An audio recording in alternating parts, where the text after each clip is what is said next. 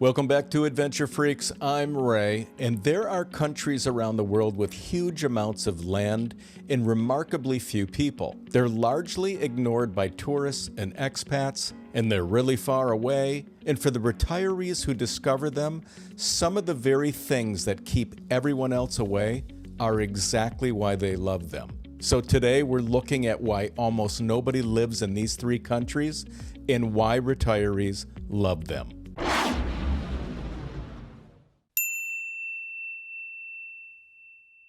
In this video, we'll show you why almost nobody lives in these three countries and why retirees who discover them love the affordability, the space, ease of residency, accessible healthcare, and a slower, more peaceful way of life. And stick around until the end because our top pick may be one of the most overlooked retirement destinations we've ever covered. It's incredibly affordable, absolutely beautiful, and almost nobody is talking about it. Now let's dive in. Hi, can I ask you a favor? If you find our content helpful and it doesn't put you to sleep like my buddy Sheldon here, hit that subscribe and like button. It truly helps us grow and it helps us to continue to bring you content like this. Coming in at number 3 is Uruguay.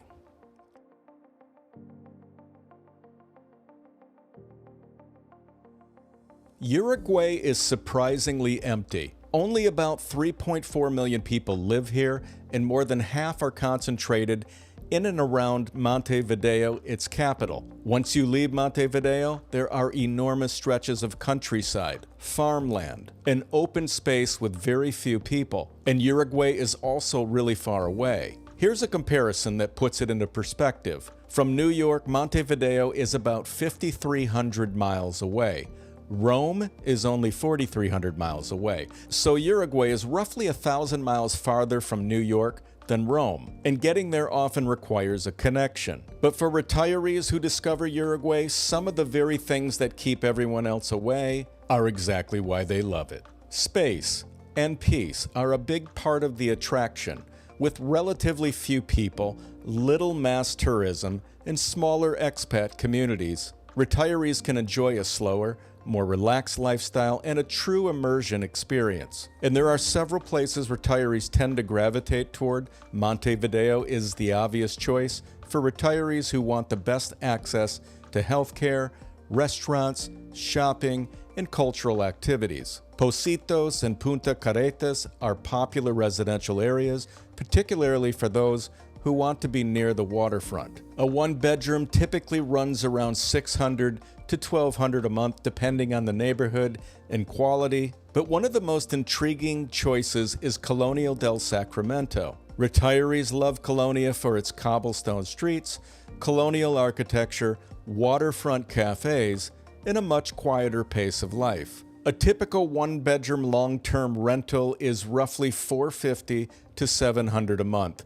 And here's what makes Colonia so unusual and unique. Buenos Aires is right across the water. Retirees can catch a ferry a little over an hour trip and spend the day shopping, eating, exploring, or seeing a show in Buenos Aires, and come back home to peaceful little Colonia that same day. Space also makes property ownership attractive. Outside Uruguay's most expensive areas, retirees can still find modest houses with yards, larger lots, affordable land.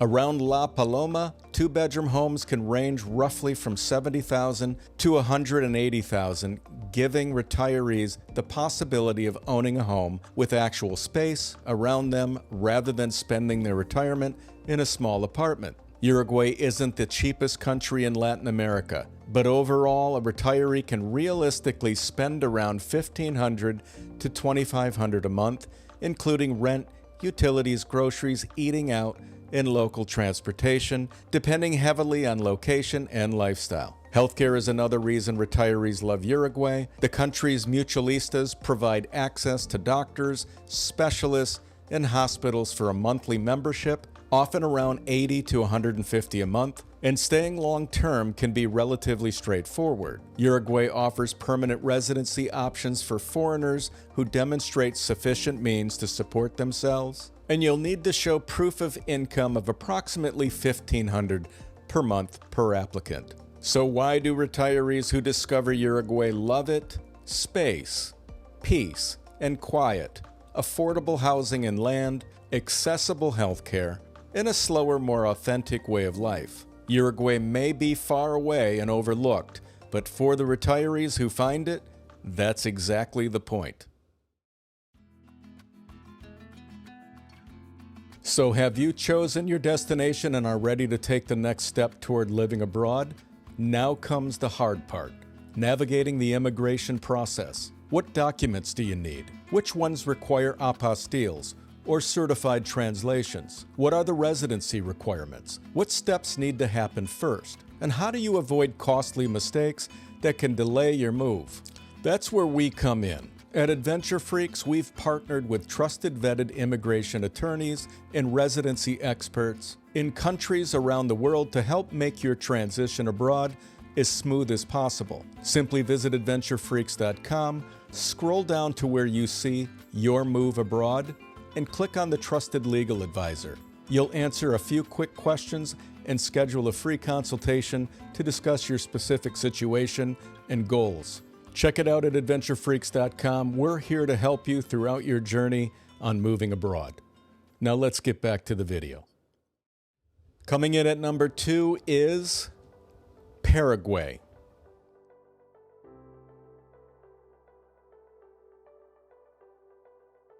Paraguay is roughly the size of California, yet only around 7 million people live there. That's only about 17 people per square kilometer, compared with roughly 38 in the United States. So Paraguay has less than half the population density of the US. And most Paraguayans live in the eastern part of the country, leaving enormous areas, particularly in the west, almost empty. It's landlocked, isolated, and far from North America. And just like Uruguay, it's actually quicker and closer to get from New York to Rome than it is Paraguay's capital, Asunción. Add in the lack of coastline and limited international tourism, and it's really no mystery why almost nobody lives here. But that small population is also behind one of the biggest reasons retirees love Paraguay: freedom. With fewer people comes more available land, more space, and the ability to make retirement income stretch remarkably far. I've interviewed 2 expats who built homes here. One built a 3-bedroom, 2-bath home for under $30,000, and that included the land. Another built his home, also including the land, of approximately 5 acres for under $40,000. So think about that. For a retiree owning the land and a nice home outright, without a huge mortgage hanging over you, that's freedom. Renters find incredible value too in Asunción 1-bedroom apartments in desirable areas like Villa Mora or Carmelitas, generally run around $450 to $950 a month. In the smaller town of Encarnacion, retirees get a quieter lifestyle along the Parana River with a beautiful waterfront and sandy river beaches. 1-bedroom apartments can run around $200 to $400 a month here. A simple local meal will cost $3 to $6 depending on location and lifestyle. Retirees can live here for roughly $1,000 to $2,000 a month, all in, and that includes rent, utilities, groceries, eating out, and transportation. Then there's another huge attraction: taxes. Paraguay has a territorial tax system, meaning it generally taxes income generated inside Paraguay rather than foreign source income. So foreign source pensions, Social Security, and other qualifying retirement income are generally not taxed by Paraguay. And for retirees who want to start a small side business, Paraguay's standard business income tax rate is just 10%. Residency is also remarkably accessible. Americans and other foreigners generally begin with temporary residency for up to 2 years, with no published minimum monthly income requirement. That includes retirees. So Paraguay's tiny population and isolation haven't just kept it off the radar, they've helped create exactly what many retirees are looking for: affordable land, cheap housing, low taxes, easy residency, and the freedom to make their retirement income go a lot further. For retirees who discover Paraguay, freedom may be the biggest luxury of all. And we've arrived at our number one country, and it is Bolivia.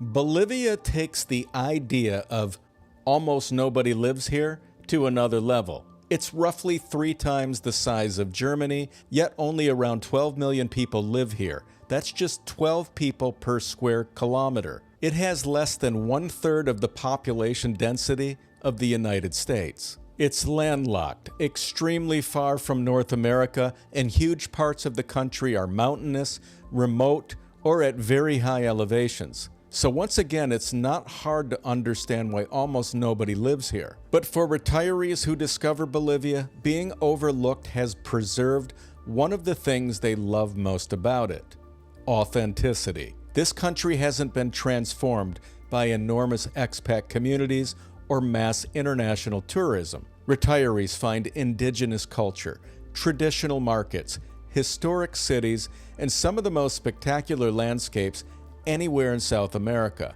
And the affordability can be remarkable. In La Paz, retirees have access to the amenities of a major city, but the altitude is around 12,000 feet, and it isn't for everyone. In popular areas like Zona Sur, one-bedroom apartments can run roughly $300 to $500 per month, while simpler central apartments can be found around $200 to $350 per month. Then there's Cochabamba, which sits much lower and is known for its mild climate. One-bedroom rents can range roughly from $175 to $400, depending on location and quality. And another option retirees discover is Santa Cruz de la Sierra. It's warmer, flatter, more tropical, and much more modern than many people's image of Bolivia. Retirees who want restaurants, shopping, private healthcare, modern apartments may prefer areas like Equipetrol. One-bedroom rentals generally run around $300 to $600 per month here. There's also beautiful Sucre, with its white colonial architecture, historic plazas, and a slower pace of life. Depending on location and lifestyle, retirees can live in Bolivia for roughly $800 to $1,500 per month, including rent, utilities, groceries, eating out, and transportation. And here's where that enormous amount of space becomes really interesting. I interviewed Roland, who bought a house in Bolivia with magnificent views and 100 acres of land for only $100,000. Yes, I said 100 acres. That's the kind of possibility retirees can find in a country with this much land and this few people.